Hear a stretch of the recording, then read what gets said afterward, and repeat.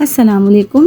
Family cuisine में आप सबको खुशामदीद। आज हम बनाने जा रहे हैं बहुत ही मज़ेदार सी हैदराबादी कच्चे गोश्त की बिरयानी, जिसे कुछ लोग दम बिरयानी के नाम से भी जानते हैं और कुछ लोग इसे हैदराबादी बिरयानी भी कहते हैं। वैसे तो इसे मटन में बनाया जाता है, लेकिन हम इसे यहाँ पर चिकन में बना रहे हैं। लेकिन मैं आपको आगे जाकर इसके तमाम रेशोज भी बताऊंगी, चिकन और मटन में और बीफ में इसे किस तरह से तैयार करना है। तो वीडियो को पूरा जरूर देखिएगा ताकि आपकी रेसिपी भी परफेक्ट बने। तो आइए चलते हैं रेसिपी की तरफ और तमाम इंग्रेडिएंट्स देख लेते हैं। यहाँ पर मैंने 1 किलो चिकन ले लिया है और इसे अच्छी तरह से धोकर हमने साफ कर लिया है। अब हम इसमें मसाले डालेंगे। 3 अदद बादियान के फूल, 3 अदद साबुत इलायची, 8 से 10 दाने बड़ी लौंग के, 8 से 10 अदद दाने सब्ज इलायची के और 8 से 10 अदद दाने ही काली मिर्चों के। 1 टेबल स्पून सफेद जीरा हम इसमें डालेंगे। 2 से 3 अदद हम दालचीनी के पीस डालेंगे और 3 से 4 पत्ते हम तेजपात के डाल देंगे। 1 टेबल स्पून जाफरानी गरम मसाला और 1 टीस्पून जायफल और जवित्री दोनों को पीसकर हमने ले लिया है। 1 टेबल स्पून हम इसमें हल्दी पाउडर का, 1 टेबल स्पून हम इसमें धनिया पाउडर और हस्बे जायका हम इसमें नमक का डालेंगे।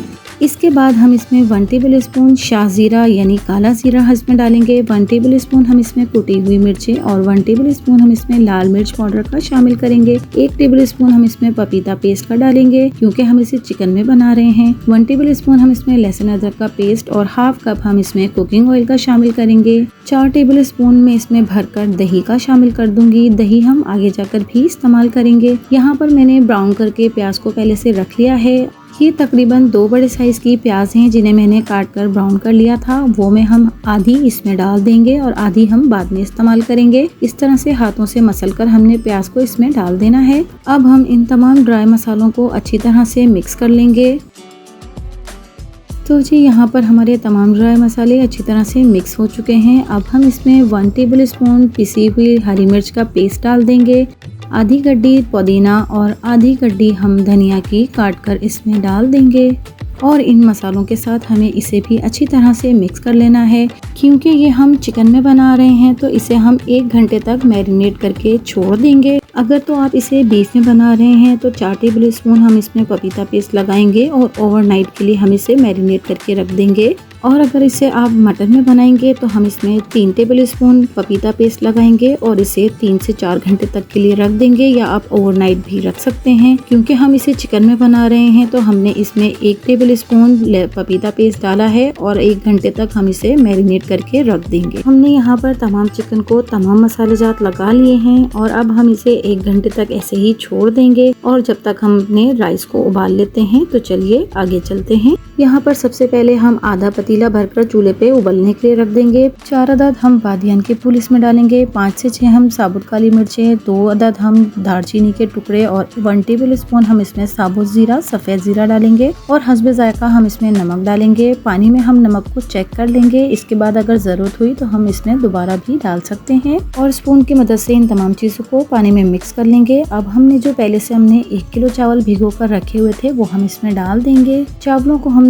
1 घंटा पहले ही भिगो कर रख दिया था। 3 से 4 मिनट तक हमने चावलों को उबलते हुए पानी में पकाना है और चावलों में इस तरह से कसर रह जानी चाहिए। जिस तरह से ये टूट रहे हैं बिल्कुल मामूली से 1 कनी जितनी कसर इसमें रह जानी चाहिए। तो अब हम इसे छान लेंगे और गर्म पानी सारा इसका निकाल कर इसे हम निथार लेंगे।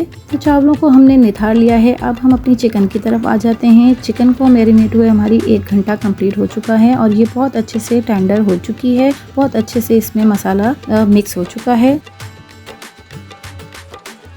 तो अब हम इसके नेक्स्ट स्टेप की तरफ चलते हैं। यहाँ पर हमने एक पतीला ले लिया है। अभी हमने फ्लेम ऑन नहीं किया है। यहाँ पर हम मैरिनेट की हुई तमाम चिकन को इसमें डाल देंगे और जो मसाला बाउल में रह जाएगा उसे भी हम स्पैचुला की मदद से साफ कर अच्छी तरह से इसमें डाल देंगे। तो जी यहाँ पर हमने तमाम चिकन मसाला लगी हुई इसमें डाल दी है और इसे हम पेंदे में अच्छी तरह से फैला लेंगे। पतीले का पेंदा थोड़ा सा भारी होना चाहिए। अगर आपका पतीले का पेंदा हल्का है और जलने का डर हो तो आप इसके नीचे तवा भी रख सकते हैं। अच्छा, यहाँ पर मैं आलू भी डालूंगी। जैसा कि मैंने पहले भी वीडियो में बताया है कि मेरे यहाँ आलू के बगैर बिरयानी नहीं खाई जाती है। तो मैं किसी भी किस्म की बिरयानी बनाऊंगी तो उसमें आलू तो लाजमी ही जाएंगे। मेरे बच्चे जो हैं बिना आलूओं के बिरयानी पसंद ही नहीं करते। तो यहाँ पर मैं 2 अदद बड़े साइज के आलूओं को भी काट कर डाल रही हूँ। आलू मैंने कच्चे ही डाले हैं। जब हम इसे 1 घंटे तक दम पे रखेंगे तो ये उसी में पक जाएंगे। ये बिल्कुल ऑप्शनल है, आप चाहें तो इसे स्किप भी कर सकते हैं। इसके बाद मैं यहाँ पर 1 कप भरकर दही का भी शामिल करूँगी। दही शामिल करने के बाद में यहाँ पर जो हमने आधी गड्डी पुदीना बचा के रखा हुआ था वो हम इसमें डाल देंगे, और आधी गड्डी ही हम जो धनिया हमने बचा के रखा था वो भी हम इस पर गार्निश कर देंगे।